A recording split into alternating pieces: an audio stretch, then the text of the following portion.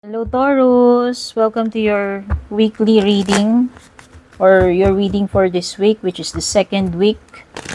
Pero kung sakaling makarating man ito sa'yo after nung period na binanggit dyan, don't worry kasi ito rin naman ay timeless reading.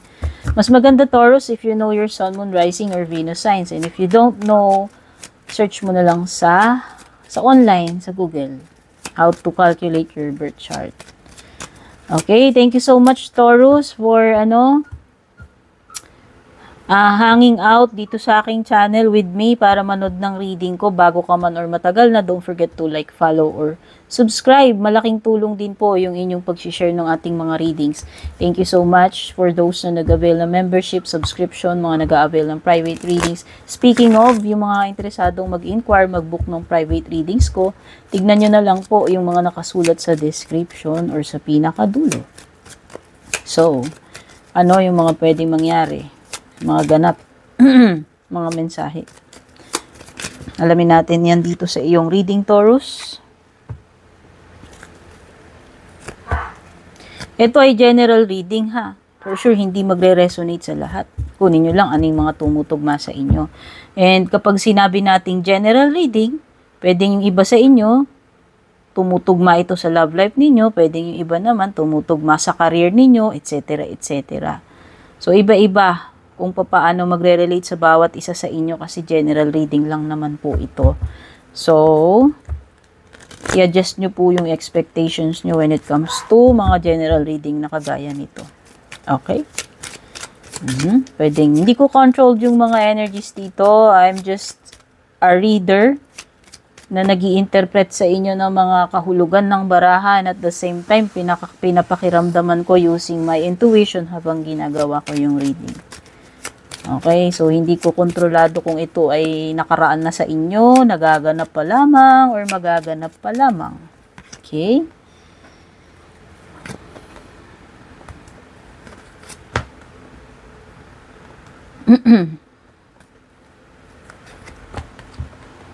Ayan.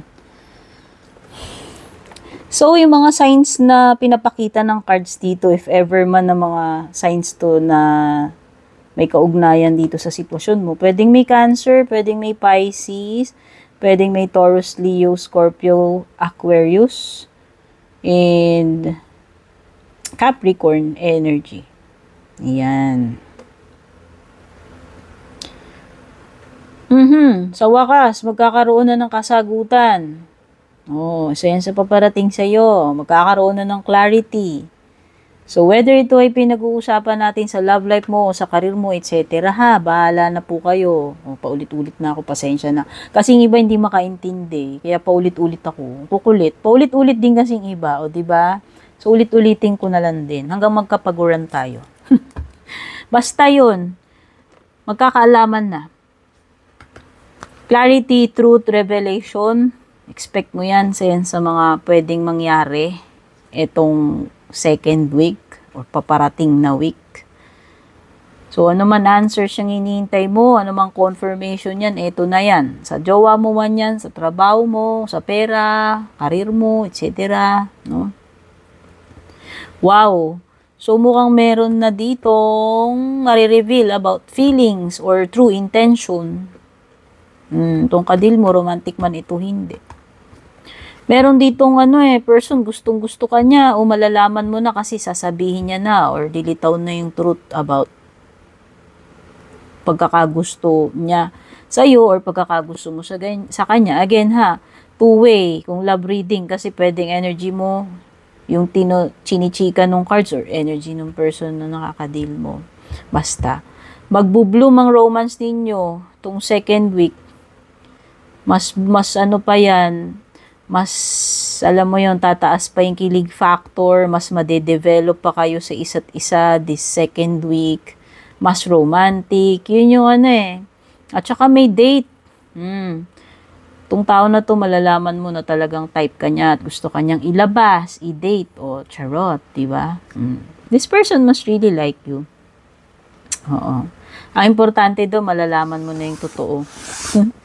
Okay? Whether yung love life may pinag-uusapan dyan or kung ano man.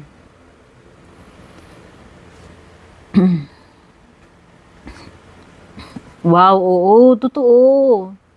This person is also, hindi ka lang niya like, hindi lang siya attracted sa'yo, na-appreciate ka niya. Oo. This person appreciates you. Kung hindi mo na-appreciate yung sarili mo, Taurus, no? This card is telling us na na-appreciate ka niya. Oo, kasi baka iba sa inyo hindi nyo na-appreciate yung sarili nyo. Pero itong person na to na-appreciate ka niya. Oo, kaya ka nga niya, kaya siya interesado sa'yo, ilabas ka rin eh. Para lalo kayong, alam mo yun, magkaroon kayong time to talk, ma-meet nyo isa't isa. Okay? Ganon siya siguro ganon kanya ka gusto or ka interested sa'yo. Okay?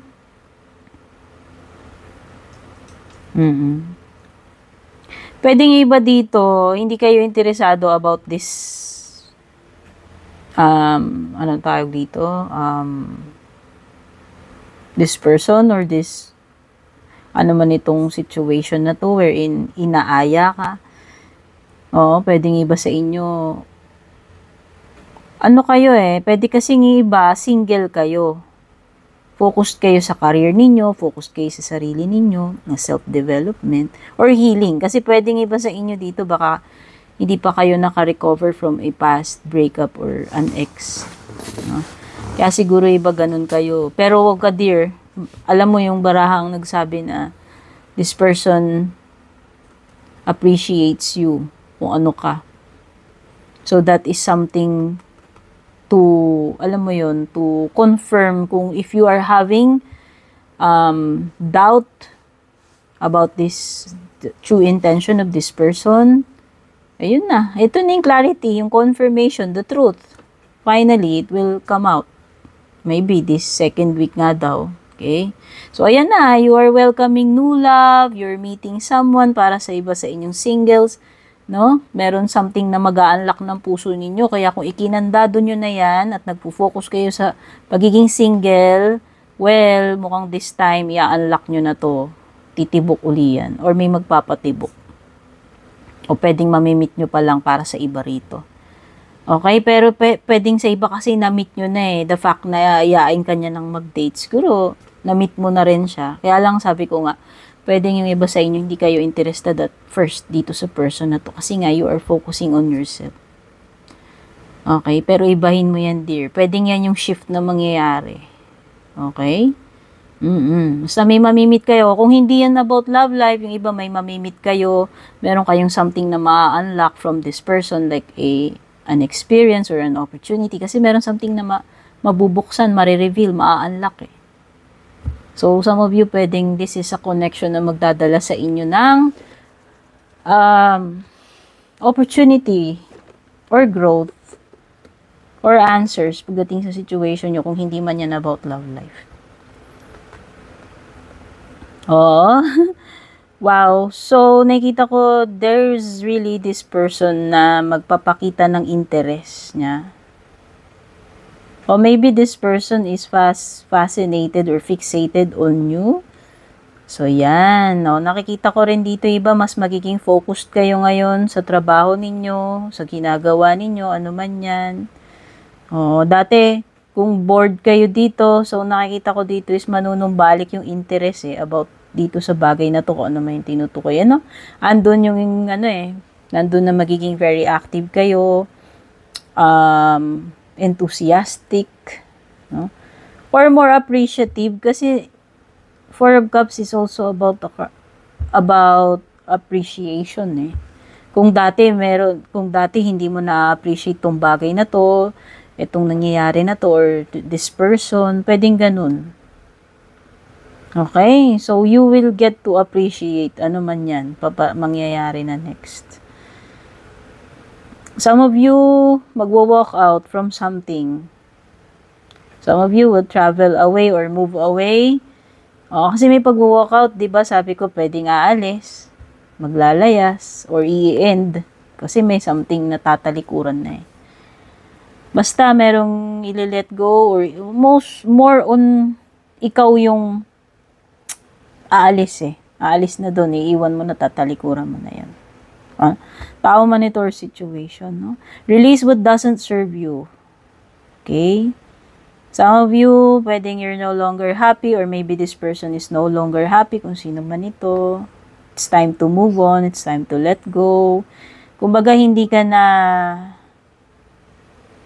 na inspired or fulfilled dito sa ginagawa mo. Some of you, this could indicate a career or a job position na hindi ka na masaya doon. And siguro willing ka na talagang iwan na to para makipagsapalaran ka, hanapin mo kung saan ka mag-grow, no? Kumbaga, yun yung nakikita kong pag-walk out dito. Pwede ring may delay, may sinasabi dito.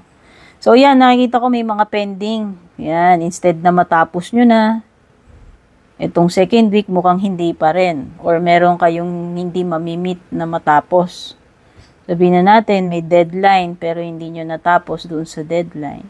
Or merong mga babalik-balikan pa. Alam mo yun, may mga detalyeng kulang eh. Something na hindi pa kumpleto. Kaya siguro. Okay, may delay eh. Kaya hindi makukumpleto. Kaya yung iba sa inyo, mapu-frustrate kayo, magagalit, or madi-disappoint. Kasi nga, ine-expect mo dapat tapos na to. Pero hindi natapos, or yun. Hindi na kumpleto. Yung iba, this is an indicate ng kasal or atin ba kayong kasal? O may ikakasal ba sa inyo, ikaw o family member or kaopisina mo? Meron something na kasal. Or sa church, hindi ko alam. Binyag o whatever. Okay. Pero more on kasal eh.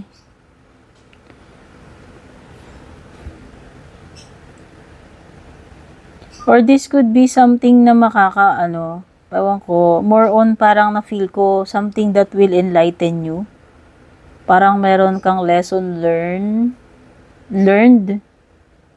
Dahil dyan sa nangyari na yan, lesson learned sa'yo, na-enlighten ka. Kasi nagkaroon na ng kaliwanagan, o natuto ka ng leksyon, o matututo ka pa lang ng leksyon kasi nga paparating pa lamang. Wheel of Fortune. Nice. Kasi itong Wheel of Fortune mo is upright. So, therefore, ang ibig sabihin nito, Taurus, is may magandang ganap or magandang pagbabago. Mafe-feel mo yung shift, mafe-feel mo yung pagpapalit. Kumbaga, diba, sasabihin nila, bilog ang mundo, minsan nasa ibabaw ka, nasa ilalim ka. May ganon, may shift. Pwede rin this is a new cycle kasi nga kung love life mo, tinutukoy dun, or career, basta merong cycle na magsisimula para sa'yo.